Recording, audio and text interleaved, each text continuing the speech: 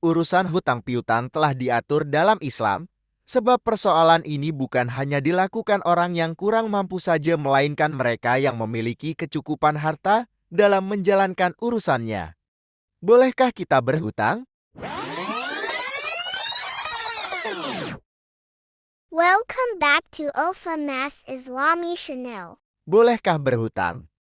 Jika memang terpaksa harus berhutang, maka ada hal-hal yang harus diperhatikan dan dipertimbangkan sebelum melakukannya. 1. Keadaan yang terpaksa. Hutang diperbolehkan terutama untuk kebutuhan mendesak atau kebutuhan pokok. Namun usahakan tidak untuk kebutuhan konsumtif. Pastikan dan hitung juga supaya mampu membayarkannya di kemudian hari. 2. Jika harus berhutang, niatkanlah untuk membayarnya. Jika harus berhutang, maka niatkanlah untuk segera membayarnya. Jangan sampai kita terjebak pada hutang dan menunda-nundanya sampai akhirnya ada godaan untuk tidak mau membayarnya. Hal ini dijelaskan dalam sebuah hadis dari Abu Hurairah. Ia berkata bahwa Rasulullah Shallallahu Alaihi Wasallam bersabda, barang siapa yang mengambil harta orang lain yakni berhutang dengan tujuan untuk membayarnya atau mengembalikannya, maka Allah Subhanahu wa Ta'ala akan tunaikan untuknya. Dan barang siapa yang mengambilnya untuk menghabiskannya atau tidak melunasinya, maka Allah akan membinasakannya. Hadis riwayat Bukhari. 3. Transaksi yang tertulis.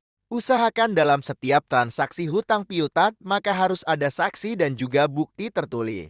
Hal ini agar tidak terdapat konflik atau permasalahan di waktu yang akan datang. Misalnya, tidak mengakui hutang, tidak merasa berhutang, atau hal-hal lain yang membuat utang gagal bayar. 4. Hindari riba. Jangan sampai kita terjebak dan terlilit hutang yang bertambah-tambah karena adanya riba. Orang yang memberikan riba tentu saja berdosa, tapi juga jangan lupa bahwa keputusan untuk berhutang atau tidak ada dalam diri kita sendiri. 5. Segera lunasi hutang.